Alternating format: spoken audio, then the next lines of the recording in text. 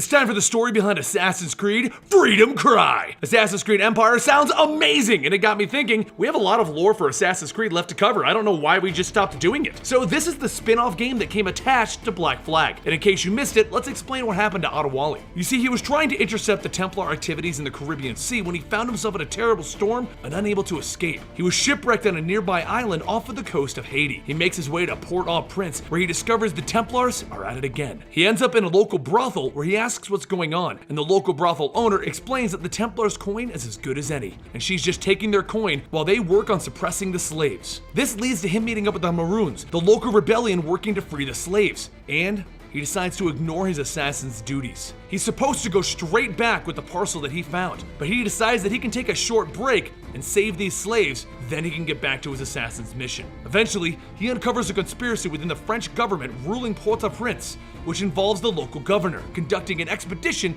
to learn geographical data. They intend to sell this data to the highest bidder, who can provide them with the largest navy, giving them the largest amount of naval superiority. Adewale frees the slaves that are going to be brought on the expedition, and he replaces them with members of the Maroons. The reason for this is because the slaves are illiterate and they wouldn't understand what's going on, but the rebellion members can read, and they're going to disrupt the expedition from the start. This, along with his other plans to free the slaves, creates tension amongst everyone, which eventually forces the governor to punish the slaves even further. So Adewale eventually ends up charging the governor's mansion. He will not put up with this, and he chases the governor through the city before cornering him and killing him. The governor claims the slaves need his government because they are incapable of self-governing and they are capable of an uprising at any moment. But Adewale explains to him, none of the slaves that he claimed needed him came to his aid. None of them believe in the governor. Adewale then returns to the city where he meets with the owner of the brothel again, and in their final discussions, he declares that he will aid those that are oppressed. Now, after this game, Adewale's journey continues in Assassin's Creed Rogue, and I'll link that video for you down below because we've already done that story, and honestly, it's one of my favorite Assassin's Creed storylines. Don't forget, Assassin's Creed Empire has been announced, and it is an Egyptian game coming out in 2017. So let me know what you thought about this side story. Some of these Assassin's Creed side stories are fun, some of them don't really matter, and they're too short. This, I feel, is one of the short ones. Let me know in the comments down below, and I'll talk to you guys next time right here at Eligible Monster.